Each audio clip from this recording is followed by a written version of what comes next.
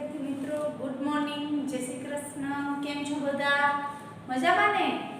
આપણે આગલા લેક્ચરમાં ઇંગ્લિશ ગ્રામરનો ટોપિક લેંગ્વેજ ફંક્શન, બરાબર, મેચિંગ ધ ફંક્શન્સ, જે સેક્શન સી માં ક્વેશ્ચન નંબર 32 ટુ 34 નંબરનો હોય છે. 3 માર્ક્સમાં પૂછાય છે. એમાં આપણે 6 લેંગ્વેજ ફંક્શનનો અભ્યાસ કર્યો. આજે આપણે 7 નંબરનો લેંગ્વેજ ફંક્શન એક્સપ્રેસિંગ ઇમોશન નો અભ્યાસ કરશું. આ લેંગ્વેજ ફંક્શનનો હેતુ તો સૌથી પહેલા તો લાગણી કે ભાવ વ્યક્ત કરવો. હેતુ શું છે?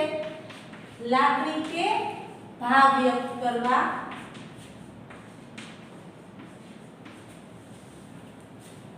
બીજું કે લાગણી કે ભાવ વ્યક્ત કરવા અલગ અલગ પ્રકારના ઉદ્ગારવાચક શબ્દો, જેમ કે ઓ, આ, અલાસ, હુર્રે, બ્રાવો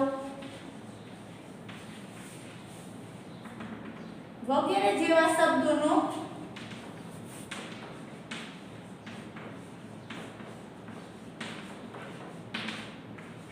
ઉપયોગ કરવામાં આવે છે. તો આ લેંગ્વેજ ફંક્શનનો હેતુ છે લાગણી કે ભાવ વ્યક્ત કરવો. આઈડેન્ટિફિકેશન, ઓળખ કેવી રીતે છે? તો ઓ, આ, અલ્લાસ, હુર્રે, બ્રાવો, વેલ ડન જેવા લાગણી વ્યક્ત કરતા જે શબ્દો છે એનો ઉપયોગ આ પ્રકારના વાક્યની વાક્ય રચનામાં થાય છે. ત્રીજો છે વોટ અને હાઉ વાળી ઉદ્ગાર વાક્ય રચના.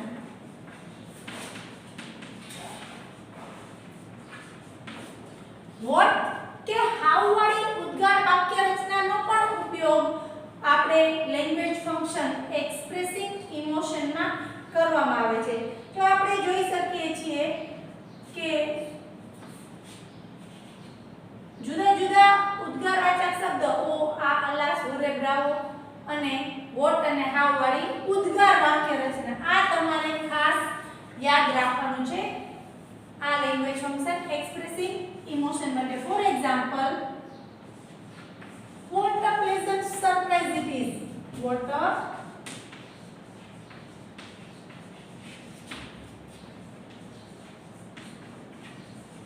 pleasant surprise it is. છેલ્લે ઉદ્ગાર ચિહ્ન. કેવી સરસ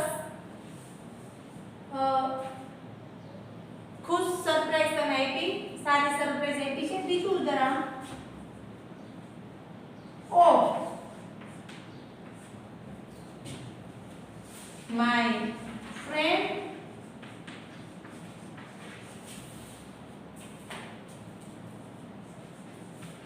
met with an accident.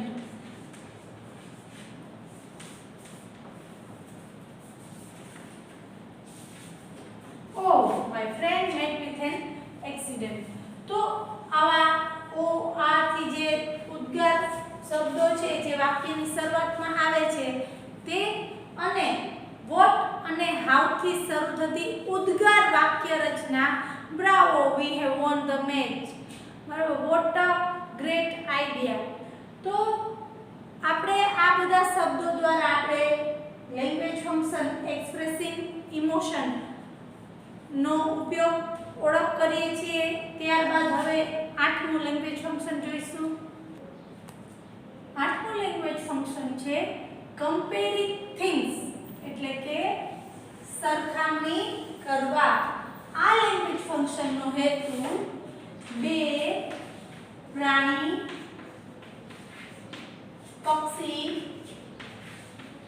વ્યક્તિ કે વસ્તુની તુલના એટલે કે સરખામણી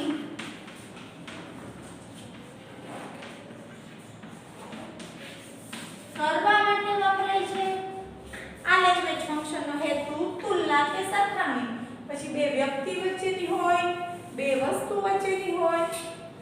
બે પ્રાણી કે બે પક્ષી વચ્ચેની હોઈ શકે છે. બીજો આ છે એનો હેતુ. હવે આ આપણે ઓળખ કેવી રીતે કરવી? તો આઈડેન્ટિફિકેશન માટે તમને ખ્યાલ છે આપણે ધોરણ 8 9 બંનેમાં જોઈ ગયા છે કે કોઈ પણ જ્યારે બે વસ્તુની સરખામણી કરવી હોય તો આપણે ગ્રામરમાં ડિગ્રી નો ઉપયોગ કરીએ છીએ. તો આપણે પોઝિટિવ ડિગ્રી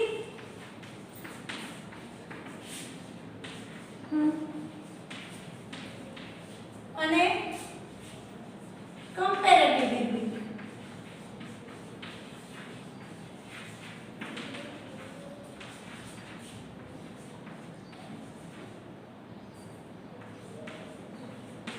નો ઉપયોગ કરીએ છીએ.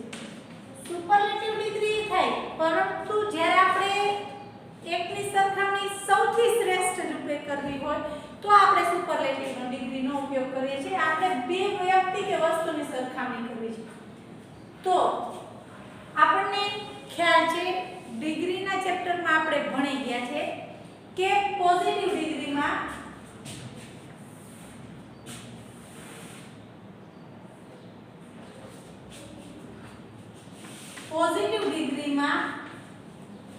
બે રીતનું હોઈ શકે. જ્યારે હકાર હોય એટલે કે ના જેટલું જ તો એસ વિશેષણ એસ એટલે હકાર વાક્ય રચના હોય તો આપણે એસ અને એસ નો ઉપયોગ કરીએ છીએ અને સો પછી કોઈ પણ વિશેષણ અને એસ નકારમાં કરીએ છીએ. પોઝિટિવ ડિગ્રીની વાત કરીએ તો એઝ અને એઝ હકાર વાક્ય રચનામાં અને સો એઝ નકાર વાક્ય રચનામાં ઉપયોગ કરીએ છીએ. અને કમ્પેરેટિવ ડિગ્રીની વાત કરીએ તો આપણે વિશેષણમાં er લાગે છે plus then, bigger than, taller than, shorter than, cleverer than, બરાબર. તો lighter than, brighter than આપણે બે ડિગ્રીનો વાક્ય રચના યાદ રાખવાની છે. જો આ શબ્દો એટલે કે s s અને so s આવે અથવા er વત્તા ધેન વાળી વાક્ય રચના હોય તો આપણે એના પરથી ઓળખ કરવાનું છે આપણું લેંગ્વેજ ફંક્શન કમ્પેરિંગ થિંગ્સ. આપણે બે ઉદાહરણ જોઈશું. Gita is as happy as Sita in our group.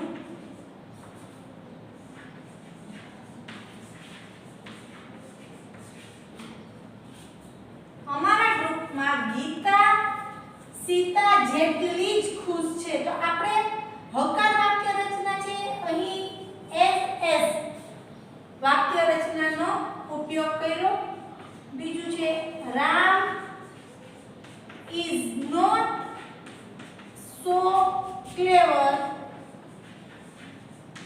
as શ્યામ. રામ શ્યામ જેટલો હોશિયાર નથી. નોટ વાળી નકાર વાક્ય રચનામાં આપણે so as નો ઉપયોગ કર્યો. પછી Mohan is taller than Sohan.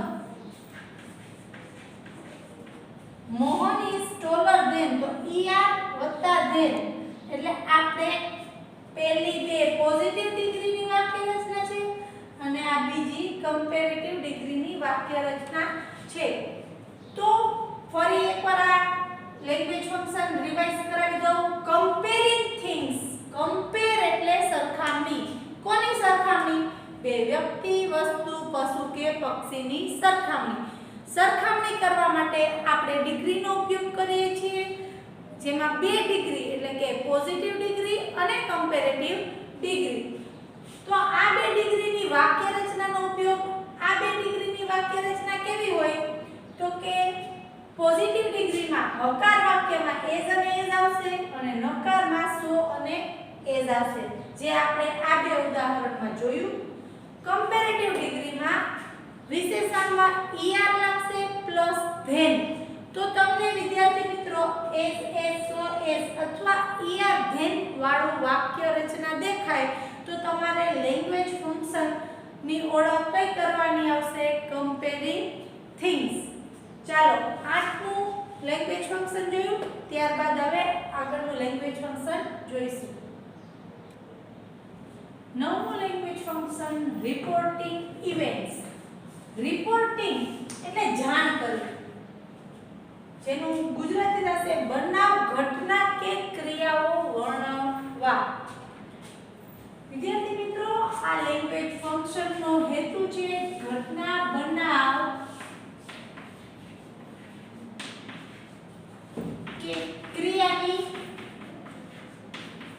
Report કરવો એટલે કે જાણ કરવી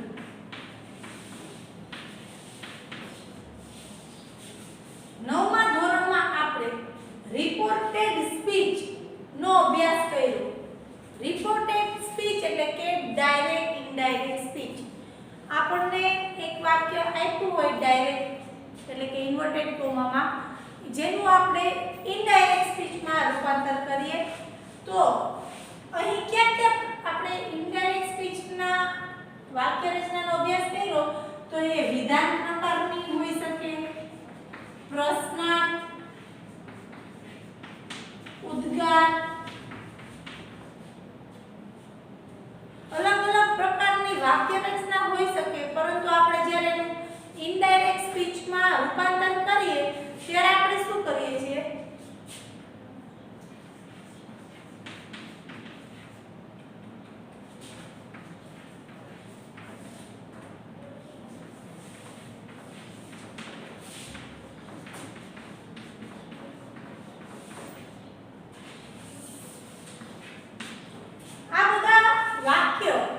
વિધાન હોય પ્રશ્નાર્થ હોય ઉદ્ગાર હોય ઈ ઇનડાયરેક્ટ સ્પીચ રૂપે ઇનડાયરેક્ટ સ્પીચ રૂપે કેવી રીતે હોય તો આપણે ખ્યાલ છે કે જ્યારે કોઈ વાક્ય હતું બરાબર ધ ટીચર તો સેડ ટુ સ્ટુડન્ટ પછી કોમા અને ઇન્વર્ટેડ કોમા આવતા હતા પછી એક વાક્ય આવતું હતું અને ઇન્વર્ટેડ કોમા પૂરા થતા હતા તો આપણે આ કોમા ઇન્ટુ ઇન્વર્ટેડ કોમા અવતરણ ચિહ્ન દૂર કરી વચ્ચે કંઈક મૂકતા સંયોજક જેવા વાક્યનો પ્રકાર એ પ્રકારનો આપણે સંયોજક મૂકતા હતા યાદ છે ને ઇનડાયરેક્ટ સ્પીચ આ 10મા ધોરણમાં પણ આપણે આગળ અભ્યાસ કરવાનો છે તો અહીં આપણે શું કરતા હતા જ્યારે બે વાક્યને જોડીએ છીએ ત્યારે આપણે સંયોજકો વિધાન વાક્ય હોય તો શું લેતા હતા ધેટ લેતા હતા પછી પ્રશ્નાર્થ હોય તો આસ્ક્ડ લેતા હતા ને આસ્ક્ડ વાળું પછી આજ્ઞાર્થ હોય તો ટુ નોટ ટુ પછી એક્સક્લેમ્ડ વિથ ઉદ્ગાર હોય તો સજેસ્ટેડ એડવાઇસ તો વિદ્યાર્થી મિત્રો આ બધા સંયોજકોથી જોડાયેલા વાક્ય રચના જ્યારે તમને વાક્યમાં આ બધા શબ્દો વડે બે વાક્ય જોડાયેલા હોય સંયોજકો વડે તો એ ડાયરેક્ટ ઇનડાયરેક્ટ એટલે કે રિપોર્ટેડ સ્પીચની વાક્ય રચના થઈ for example Ram told Shyam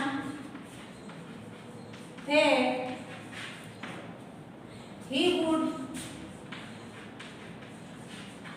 come his home in the evening.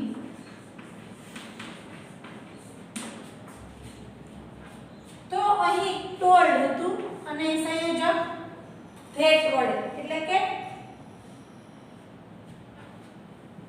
Tolerate told એના વડે આપણે વાક્યને જોડ્યું. બીજું વાક્ય છે, બીજું ઉદાહરણ છે mother suggested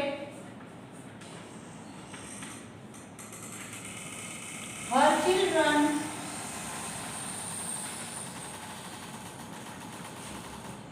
not to eat chocolate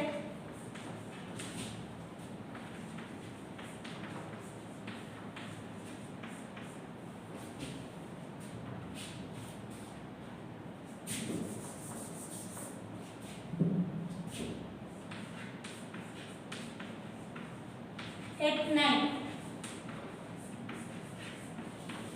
તો અહીં વાક્ય નોટ ટુ થી જોડાયું એવી રીતે આસ્ક્ડ છે જેવા રિપોર્ટિંગ વર્બ થી જો વાક્ય જોડવામાં આવે તો એ રિપોર્ટિંગ ઇવેન્ટ્સ એટલે કે બનાવ ઘટના કે ક્રિયાઓની વર્ણન કરવા માટે લેંગ્વેજ ફંક્શન છે. તો એકવાર ફરી સમજાવી દઉં. રિપોર્ટિંગ ઇવેન્ટ એટલે કે બનાવ ઘટના કે ક્રિયાઓની જાણ કરવી, વર્ણન કરવું. અહીં રિપોર્ટિંગ એટલે કે જાણ કરવી એમાં વાક્ય રચના આપણે ડાયરેક્ટ ઇનડાયરેક્ટ એટલે કે રિપોર્ટેડ સ્પીચ ની વપરાય છે. આ લેંગ્વેજ ફંક્શનની ઓળખ કયા કયા શબ્દો વડે થઈ શકે? તો જે તમને આ told, that, asked, not to, suggested અને એડવાઇસ આ બધા સંયોજકો વાક્યમાં આવે તો તમને ઓળખ થઈ શકે કે આ વાક્ય રચના લેંગ્વેજ ફંક્શન રિપોર્ટિંગ ઇવેન્ટની છે. હવે આપણે આના પછીનું ફંક્શન જોઈશું. 10મું લેંગ્વેજ ફંક્શન છે મેકિંગ રિક્વેસ્ટ સજેશન એટલે કે વિનંતી કે સૂચન કરવા. આ લેંગ્વેજ ફંક્શનનો હેતુ વિનંતી કે સૂચન કરવાનો છે.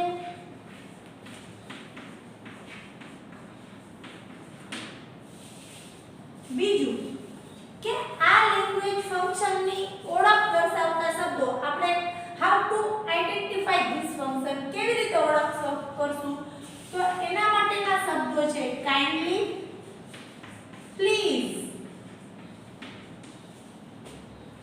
Can, could, will, would.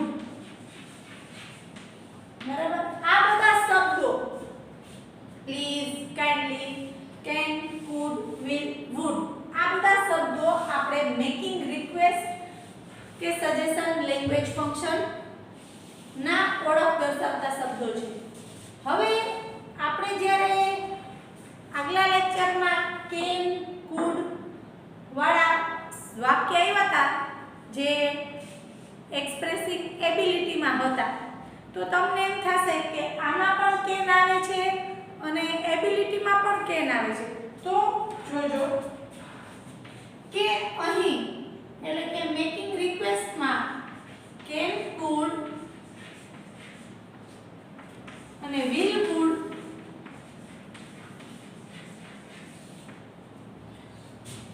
પ્રશ્નાર્થ વાક્યમાં આવશે. કેવા વાક્યમાં આવશે? પ્રશ્નાર્થ. ખાસ યાદ રાખવાનું છે તમારે કે આ શબ્દો કયા વાક્યમાં આવશે? પ્રશ્નાર્થ વાક્યમાં આવશે. જેમ કે ઉદાહરણ છે can you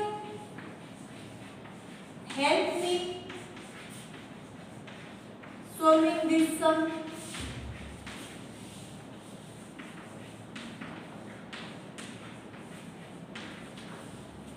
Can you help me solving this sum? શું તમે મને આ સમ દાખલો સોલ્વ કરવામાં મદદ કરશો? Would you please come with me? શું તમે મારી સાથે આવશો? Will you shut your mouth?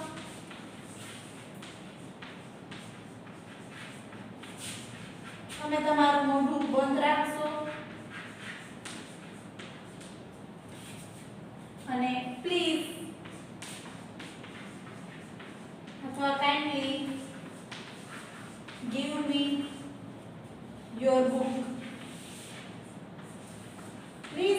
Kindly વાળા વાક્ય વિધાન સ્વરૂપે છે અને કેન કુડ વિલ વુડ વાળા વાક્ય પ્રશ્નાર્થ સ્વરૂપે હોય.